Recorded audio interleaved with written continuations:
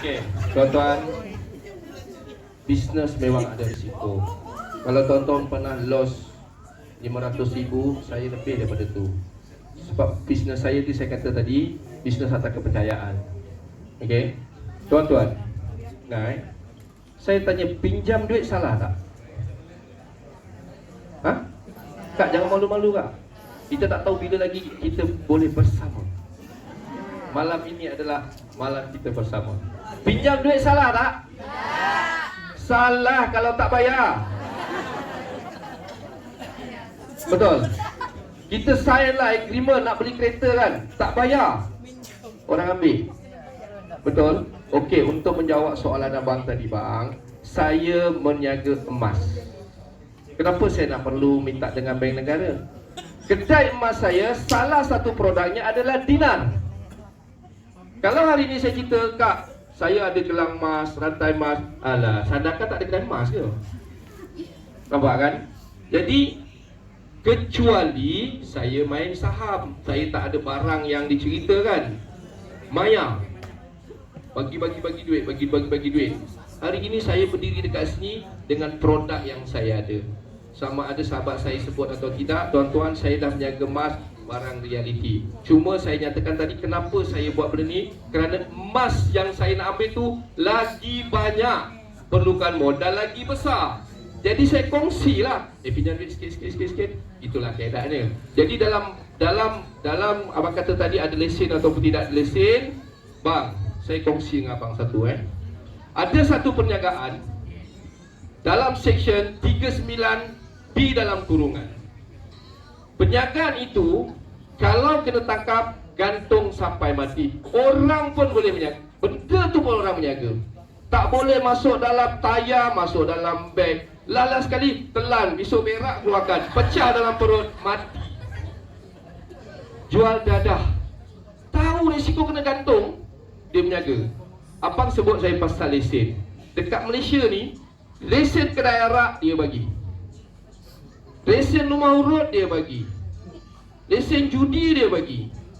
Bang, saya menjaga emas bang. Kalau dia panggil saya pergi bang. Saya tanya dia, okey lah cik bagilah saya lesen apa je untuk halalkan benda ni. Kecuali saya tak bayar, abang semua report 420 tipu. Bang, saya dah bercuti kat Bukit Aman bang. Saya tahu pintu mana. Kan, saya dah bercuti kat Malaysia kan. Saya dah bercuti. Jadi benda ini perniagaan yang betul.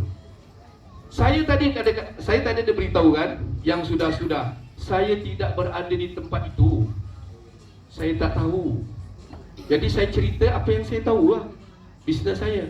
Betul tuan-tuan. Tuan-tuan beginilah sebaik apa pun dan seburuk apa pun, masa lalu kita tinggal jadi sejarah.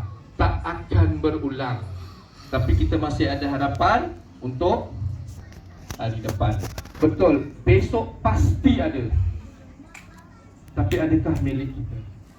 Belum tentu. Jadi hari ini pernah kawan saya cerita, dia cerita, Alia aku cerita lama, tak apalah. Gini aje lah. Aku tak perlukan kepercayaan kau untuk aku percaya, tapi aku perlukan kesabaran kau melihat aku percaya. Cewa. Jadi hari ini saya datang ini bukan nak mengajar, berkongsi apa yang saya dah buat. Saya doa harap-harap ramai-ramai ini bukan semua orang nak beli, tak apa. Sekurang-kurangnya ilmu yang saya sampaikan. Beli emas kak, beli emas, faham ke tak ni beli emas? Jadi ada lagi soalan? Okey, abang, okey tak bang soalan tadi bang? Okey, tak okey kita jumpa saya. Jadi ada satu pernah ditanya dengan saya, berniaga ni mus bahaya. Saya cakap bahaya dekat mana? Tuan-tuan beritahu, bahayanya dia begini. Abang join dengan saya dah 3 bulan, 6 bulan. Abang pergi report dekat apa bank negara. Cik, saya nak buat report. Saya cik, tiap-tiap bulan cik saya dapat 10,000. Saya tak puas hati, saya nak report. Bang, orang gila kan? Dia gila macam mana pun, dia bagi duit, dia tahu guna. Betul tak? Ini orang dapat dia pergi report lebih gila daripada gila. Betul? yang berlaku seperti itu yang saya dengar, leader tak serah dengan company lari, selalu begitu. Bang, saya nak lari ke mana bang? Saya umur 54, salah 45. Ya betul. Tapi 10 tahun yang dulu. Sekarang 55. Jadi saya nak buat apa dengan usia ni? Sebab saya ada satu yang dipanggil apa? Amanah. Tuan-tuan, banyak emas tuan-tuan. Semalam dalam satu sahabat saya, Ji, ada orang tanya Ji, nanti kalau emas habis, program haji macam mana? Ada, saya rasa ustaz tu dekat sini. Saya cakap, saya ketawa dulu boleh tak? Jawab. Saya kata, arwah atuk saya dah 45 tahun meninggal. Ayah saya 7 tahun. Emas masih ada tak? Kalau saya mati pun, emas ni masih ada lagi. Sebab ini azanah daripada Allah SWT. Jangan main-main dengan emas. Sebab tu kenapa dinar, tahu tak apa makna dinar? Din agama, nar itu neraka. Jadi kalau kita buat dengan betul, kita dapat agama. Buat tak betul, dapat neraka. Tuan-tuan ingat senang ke saya nak bawa daripada negara lain nak masuk ke sini, bawa emas ni? Susah. Sebab dia berbentuk jongkong. Macam mana saya nak bawa? Cuba fikir. Ni ada 1 gram ni hadiah ni. Alamak, salah bawa. Nak bawa daripada Papua sampai ke sini bukan benda yang mudah. Sebab dia harta pemerintah. Apa saya buat? Allah bagi saya fikir, saya buatkan barang kemas. Saya panggil 4 perempuan. Saya pakaikan seorang 1 kilo. Pakai besar-besar. Naik kapal terbang, turun dekat KLIA. Kedai emas. Tapi saya pastikan perempuan tu dia tak cantik, badan besar-besar kan.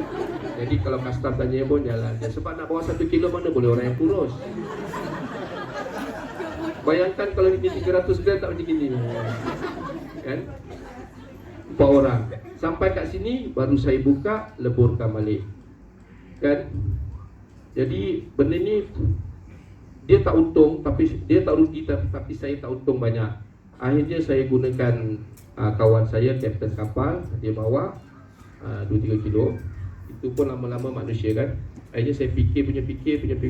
Allah SWT bagi dia dinar, saya cetak di sana, bawa ke sini kan. Jadi kuda tadika. Apa lagi nak tanya? Tanya kan? Okey bang, jangan malu bang, tanya je bang. Apa nak tanya lagi kan? Dia tengah melalau-lalau, apa aku nak tanya ni, apa aku nak tanya. Semua dia dah cakap, apa aku nak tanya ni, aku nak tanya. Clear Jadi baik, insya-Allah. Sebab tu saya kata, tuan-tuan dan puan-puan, kehadiran saya datang hari ini, saya biasa-biasa je. Tuan-tuan, daripada segi pendidikan, saya sekolah tak tinggi. Betul tuan. Tapi insya-Allah, saya kira duit, saya tak pernah short. Itu lebih dia kan. Tak sekolah tak tinggi, kira tak jauh. Baik, sekiranya tidak ada apa-apa yang tuan-tuan nak ni, anggap ada sebagai satu perkongsian. Yang mana perkongsian ini ikhlas daripada pengalaman saya. Tuan-tuan, saya pernah bankrupt. Bukan saya tak pernah di-bankruptkan, saya pernah jatuh. Tapi bila orang jatuh, dia pasti bangun. Setuju tak? Orang jatuh tak bangun, orang apa? Orang mati. Jadi lepas ni tuan-tuan buat keputusan, hidup ni singkat, sangat singkat. Dalam satu buku Buya Hamka, dia ada tulis, apa dia kata, lahirnya kita ni disambut dengan azan. Betul. Apabila mati diiringi dengan solat. Nak tunggu azan, nak tunggu solat, apa dia? Qomat. Sebenarnya itulah tempoh hidup kita. Baik tuan-tuan, semoga dengan perkongsian ini sedikit sebanyak Allah bukakan hati kita, niat kerana Allah Ta'ala. Biarlah kita bertemu dan berpisah kerana Allah SWT. Assalamualaikum warahmatullahi wabarakatuh.